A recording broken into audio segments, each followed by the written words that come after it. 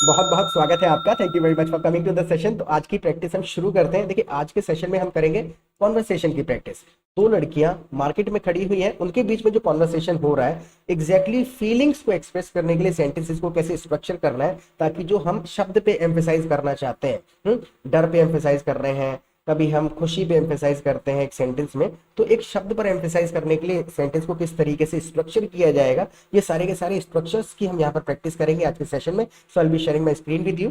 मैं अपनी स्क्रीन आपके साथ में शेयर कर देता हूँ। The session is not gonna be very long, it will hardly take 12 to 15 minutes maximum I believe. So stay tuned. Basic से स्टार्ट करेंगे और एडवांस लेवल के स्ट्रक्चर्स की तरफ जाएंगे और हर सेंटेंस का लॉजिक और ग्रामर सीखते हुए चलेंगे साथ के साथ। ऑलराइट, अपने पीछे देखो। एक लड़की है, अपनी सहेली से कह रही है अपने पीछे देखो, look behind you. Look behind you, behind का मतलब है पीछे, बिल्कुल बेसिक सा सेंटेंस था। लुक बिहाइंड यू, कोई तुम्हें घूर रहा है, कोई तुम्हें घूर रहा है। Someone is staring at you. Someone is staring at you यानी कि घूरना मतलब स्टेयर करना। Someone is staring at you. देखिए, देखने वाले जो सेंटेंसेस है, लुक है और स्टेयर है, इन दोनों के साथ में एट का इस्तेमाल कर लेते हैं। बस इस चीज का आपको थोड़ा सा ध्यान रखना पड़ेगा। Someone is looking at you, ये भी आप कह सकते हैं कि someone is staring at you यानी घूर रहा है। नाउ द नेक्स्ट सेंटेंस है, ऐसे देख रहा है जैसे तुम्हें जानता हो। ऐसे देख रहा है जैसे तुमको जानता हो। लुकिंग एट यू, तुम्हें देख रहा है as if he knows you. Looking at you as if he knows you. As if मतलब जिस प्रकार से, looking at you as if he knows you, जैसे तुमको जानता हो। जैसे एज इफ का इस्तेमाल करके हम एक और सेंटेंस बोले कि तुम तो ऐसे बिहेव कर रहे हो, ऐसे बन के दिखा रहे हो जैसे तुम कुछ जानते ही नहीं। तुम तो ऐसे बन के दिखा रहे हो जैसे कुछ जानते ही नहीं। अब ये कंडीशन है, you are pretending as if you don't know anything. You are pretending, pretend करना, बिहेव करना, एक्टिंग करने लगना है ऐसी। You are pretending as if you don't know anything. Alright, तो यहां पर इस प्रकार से प्रिटेंड कर रहे हो जैसे कुछ जानते ही नहीं। इसी प्रकार से इस कंडीशन में क्या कर रहा है वो, looking at you as if he knows you, जैसे कि वो तुमको जानता है, इस तरीके से देख रहा है। Now the next sentence is, ऐसे बन के दिखाओ जैसे हमने उसे देखा ही नहीं। अब जिस लड़की को देख रहा है लड़का, वो लड़की कह रही है कि ऐसे बन के दिखाओ, ऐसा बिहेव करो जैसे हमने उसको देखा ही नहीं है। प्रिटेंड करो, pretend like we haven't seen him. Pretend, pretend like we haven't seen him, या फिर आप इसमें भी यूज कर सकते हैं pretend as if we haven't seen him. Pretend as if we haven't seen him भी आप कह सकते हैं, लेकिन यहां पर अप्रोप्रिएट होगा pretend like we haven't seen him. इन चीजों में छोटे छोटे डिफरेंस है, सारा का सारा फीलिंग्स का खेल है, कितना एम्फेसाइज करके बोलना है सेंटेंस को। तो ये सारी की सारी चीजें तब समझ में आती है जब आप सिचुएशनल इंग्लिश को सुनते हैं। हाँ, अगर चैनल पे पहली बार आए हैं तो प्लीज सब्सक्राइब जरूर कर लीजिएगा, क्योंकि रोजाना क्वालिटी कंटेंट हम अपलोड करते रहते हैं। और दूसरा, आप हमारी लाइव क्लासेस भी अटेंड कर सकते हैं हमारे एप्लीकेशन पे। तो अभी व्हाट्सएप नंबर मैं आपको दे दूंगा, आप मुझे व्हाट्सएप कर दीजिएगा। If you want to speak English fluently the way native English speakers speak, अगर आप बिना अटके नेचुरली इंग्लिश बोलना चाहते हैं तो आपको नेचुरली कॉन्वर्सेशन को ही सुनना पड़ेगा। किताबें पढ़ के वो चीज नहीं आएगी। ऑलराइट, तो हमारी लाइव क्लासेस में जब आप आएंगे तो वहां पर आकर के जब आप सिचुएशनल इंग्लिश को सुनेंगे, कौन सी सिचुएशन में किस तरीके से सेंटेंस को स्ट्रक्चर किया गया, एक शब्द पे, एक फीलिंग को एक्सप्रेस करने के लिए, एक वर्ड पे एम्फेसाइज करने के लिए कैसे सेंटेंस बताया गया, सिचुएशन से जब कनेक्ट होकर कॉन्वर्सेशन सुनेंगे, पार्टिसिपेट करेंगे, डाउट्स क्लियर करेंगे, तब आपको एग्जैक्टली कॉन्फिडेंस आएगा और समझ में आएगा कि लॉजिक ऑफ इंग्लिश है क्या। Getting my point. ट्रांसलेशन से 20% इंग्लिश बोली जा सकती है, लेकिन फ्लुएंटली इंग्लिश में बातचीत करने के लिए, स्टोरी लिखने के लिए, स्टोरी को बोलने के लिए कॉन्वर्सेशन और नेचुरल इंग्लिश को सुनना बहुत जरूरी है। तो लाइव सेशन में आना है। और दूसरा, रही बात फीस की, फीस बिल्कुल आपको चिंता नहीं करनी है। पहले तो हम बहुत ही ज्यादा मिनिमल अमाउंट चार्ज करते हैं जो कि हर बंदा पे कर देता है, लेकिन अगर किसी स्टूडेंट की जेन्युइन प्रॉब्लम है, पैसे की प्रॉब्लम है, पैसे नहीं है, तो ये नहीं सोचना है कि पैसे की वजह से मैं क्लास अटेंड नहीं कर पा रहा हूँ। आप ओवर द फोन डिस्कस कर सकते हैं। We will definitely find out some solution, कोई ना कोई सॉल्यूशन हम निकाल लेंगे। Alright, so let's get back to it now. Subscribe जरूर कर लीजिएगा, दोस्तों के साथ शेयर कर देना अगर दोस्त इंटरेस्टेड हो आपके कुछ ऐसे जो सीखना चाहते हो इंग्लिश। ऑलराइट, हाँ, उससे इतना डर क्यों रहे हो, यानी कि वो लड़की कह रही है pretend like we haven't seen him, ऐसा बिहेव करो कि हमने उसे देखा ही नहीं। दूसरी उसकी सहेली कह रही है उससे इतना डर क्यों रही हो, why are you so afraid of him. Why are you so afraid of him. Afraid यानी कि डरना। देखिए, डर रही हो, इसमें रहा रही के चक्कर में अगर पढ़ेंगे तो why are you afraiding of him वगैरह कुछ नहीं। इंग्लिश में अपनी तरीके से इंग्लिश बोली जाती है, ऐसे ही बोला जाता है। अब सामने वाला समझेगा कि उसे डरी हुई क्यों हो, डर क्यों रही, वो खुद से लॉजिक लगा लेता है इंग्लिश में। Why are you so afraid of him यानी उससे डर क्यों रही हो। Now the next sentence is, डर नहीं रही हूं, चलो यहां से निकलते हैं। अब दूसरी सहेली बस इग्नोर करना चाह रही है इस बात को कि डर नहीं रही हूं, चलो यहां से निकलते हैं। I am not scared, I am not scared, let's move out of here. I am not scared, let's leave from here, I am not scared, let's get out of here. और भी कई सारी चीजें हो सकती हैं। तो जो लास्ट के 3 सेंटेंसेस मैंने बोले हैं, तीनों का लगभग हिंदी में मीनिंग एक ही है, इंटरचेंजेबली बोले जा सकते हैं, बस थोड़ी थोड़ी सी फीलिंग का फर्क होगा कि कितना एम्फेसाइज करना चाहते हैं, किस तरीके से बोलना चाह रहा है, सामने वाले के माइंड में कौन सा सेंटेंस आ गया। What the point, so I am not scared, let's move out of here, यहाँ से चलो, यहाँ से निकल जाते हैं normally. Now the next sentence is, वो मेरा बॉयफ्रेंड हुआ करता था। वो चलते चलते अपनी सहेली को बता रही है कि वो पहले मेरा बॉयफ्रेंड हुआ करता था। He used to be my boyfriend, he used to be my boyfriend. Used to यानी कि कोई काम हुआ करता था, जैसे मैं जिम जाया करता था। I used to go to gym, I used to go to gym, मैं जिम जाया करता था। यहाँ पर वो कह रही है he used to be my boyfriend, वो मेरा बॉयफ्रेंड हुआ करता था पहले।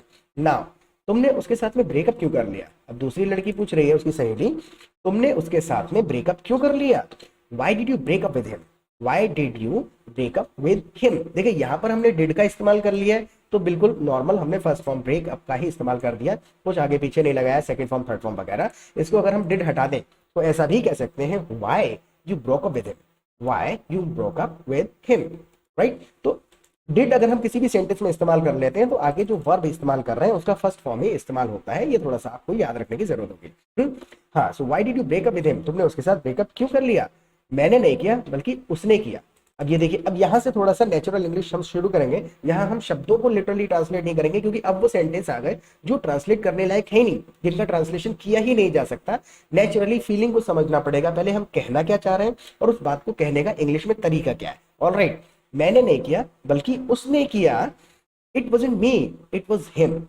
I did not do, rather he did. अगर हम इस तरीके से इसका लिटरल शब्दों का ट्रांसलेशन निकाल भी लें तब भी कोई मीनिंग नहीं बनेगा, सेंस नहीं बनेगा और मजा भी नहीं आएगा। Getting my point? If any sentence is grammatically correct does not mean is appropriate in a particular situation. Sentence grammatically correct होने का मतलब ये नहीं है कि ठीक है, सिचुएशन के हिसाब से हमें सेंटेंस बोलना पड़ता है। हाँ, जो सिचुएशन के हिसाब से सेंटेंस बोल रहे हैं वो ग्रामेटिकली करेक्ट होना बहुत जरूरी है। Getting my point? लेकिन सिर्फ ग्रामेटिकली करेक्ट है तो काम नहीं चलेगा, फीलिंग को पहुंचाना आना चाहिए। It wasn't me, it was him, यानी कि मैंने नहीं किया, जो सिचुएशन चल रही है, इट वाजंट मी, जो भी रिस्पॉन्सिबिलिटी है, it wasn't me, it was him, ये सब कुछ मैंने नहीं किया, ये उसने किया था। Breakup. Now the next sentence is, जो होना था वो हो गया। अब लड़की क्या कह रही है? जो होना था वो हो गया। What had to happen has happened. What was to happen has happened. दोनों को आप इंटरचेंजेबली बोल सकते हैं, कोई ज्यादा डिफरेंस नहीं आ रहा है। What had to happen यानी कि जो था होने के लिए, has happened, वो हो चुका है। Now the next sentence is, अब मुझे पुरानी बातें याद मत दिलाओ, अब मुझे पुरानी बातें याद मत दिलाओ।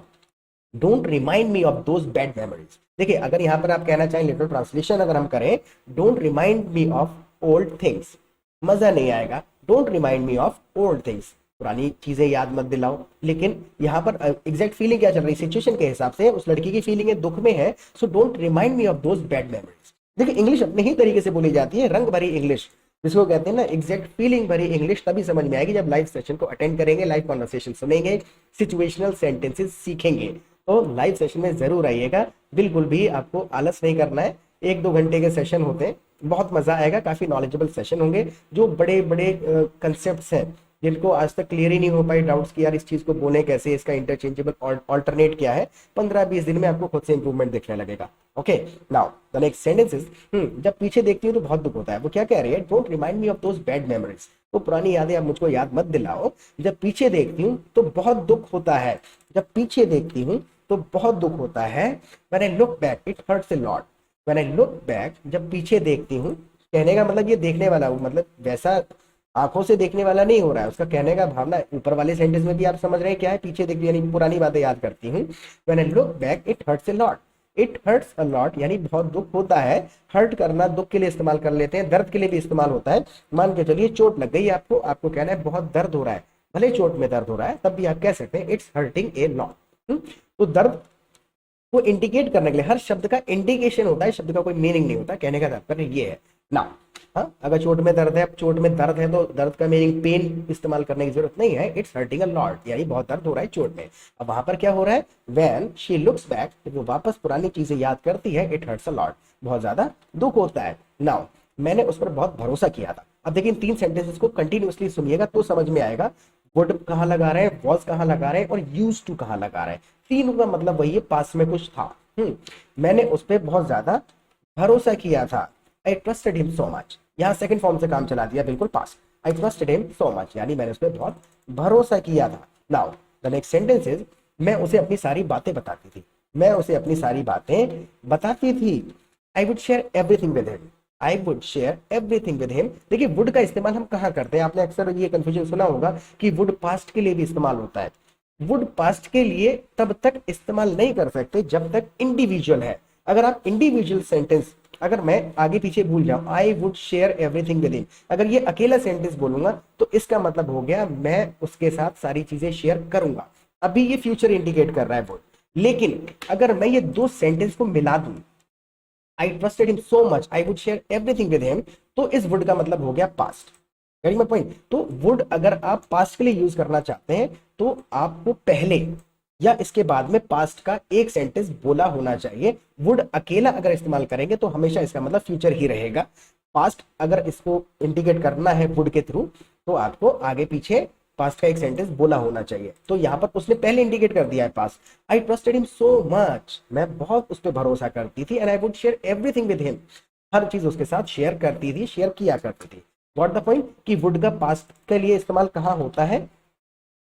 अगर क्लियर हुआ है तो प्लीज कमेंट सेक्शन में जरूर बताइएगा, क्योंकि आपका फीडबैक बहुत ज्यादा इंपॉर्टेंट है। आपके लिए वीडियोस बनाते हैं, आपको समझ नहीं आए, पसंद नहीं आए तो यार क्या फायदा है मेहनत का। ओके, तो बहुत ही ज्यादा प्रेशियस है आपका कमेंट हमारे लिए, तो प्लीज फीडबैक जरूर देना। Okay, now the next sentence is, एक दिन मुझे पता चला वो मेरी बातें अपने दोस्तों को बताया करता था। अब वो पूरी सिचुएशन बता रही है कि why she broke up with him, उसके साथ उसने ब्रेकअप क्यों कर लिया। Why she broke up with him, कि एक दिन उस लड़की को पता चला, एक दिन मुझे पता चला वो मेरी बातें अपने दोस्तों को बताया करता था।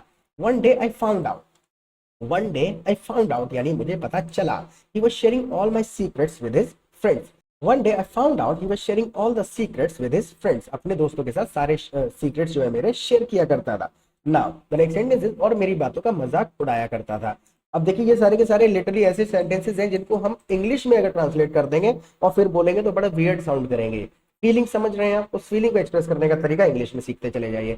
और मेरी बातों का मजाक उड़ाया करता था, and was making fun of me, यानी कि क्या कर रहा था वो। One day I found out he was sharing all my secrets with his friends and was making fun of me, यानी मेरा मजाक भी उड़ा रहा था और सारी की सारी चीजें शेयर किया करता था अपने दोस्तों के साथ। Now the next sentence is, उसे मुझसे कभी प्यार था ही नहीं, उसे मुझसे कभी प्यार था ही नहीं।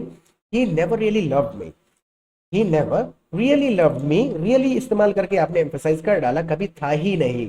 Now the next sentence is, क्या तुमने कभी बदला लेने का नहीं सोचा, क्या तुमने कभी बदला लेने का नहीं सोचा, दूसरी दोस्त पूछ रही है।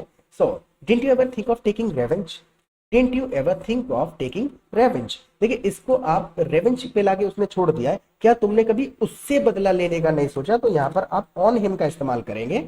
ऑन का इस्तेमाल करते हैं ऐसी कंडीशन में, didn't you ever think of taking revenge on him. From him इसमें हम इस्तेमाल नहीं करते तो उसका मीनिंग बदल जाता है। जैसे कि मुझे तुमसे बदला लेना है, I have to take revenge on you, मुझे तुमसे बदला लेना है, तो ऑन इस ये एक अपने आप में कंडीशन है, इस्तेमाल होता है ऑन ऐसी कंडीशन पे। So didn't you ever think of taking revenge on him, यानी उससे बदला लेने का नहीं सोचा। नाउ अब ना मुझे उससे कुछ लेना है ना देना है। Now the girl is replying कि अब ना मुझे उससे कुछ लेना है ना देना है। अब देख लिटरली ट्रांसलेट नहीं करेंगे, बिल्कुल एक लाइन में इसको कह देंगे, now I have nothing to do with him, जब मुझे किसी चीज से लेना देना नहीं है। I have nothing to do with him, यानी मेरा उससे कोई लेना देना नहीं है, आपने कनेक्शन खत्म कर दिया बिल्कुल यहाँ पर। I have nothing to do with him, यानी अब मेरा उससे कोई लेना देना नहीं है।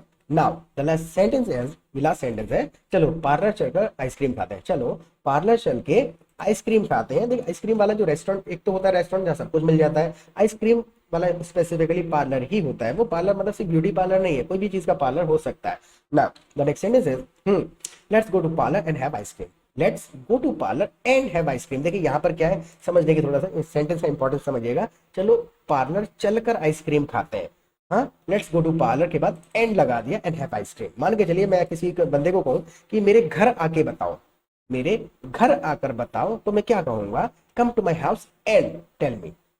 घर आकर बताओ, हिंदी के इस प्रकार के स्ट्रक्चर्स में अटक जाते हैं तो बहुत ही ज्यादा इजी होते हैं ये सारे के सारे स्ट्रक्चर्स। तो दो तीन बार देखेंगे सारे स्ट्रक्चर्स आपको याद हो जाएंगे, and you will automatically start creating new sentences on the basis of these structures. And come to the live class, live class में आएंगे 15-20 दिन के अंदर खुद से आपको पता चलेगा कि हाँ भैया this is the right place और now I can speak English fluently. ये सेशन आपको कैसा लगा प्लीज फीडबैक जरूर दे दीजिएगा। फिर मिलेंगे एक नए सेशन के साथ। Till then bye bye.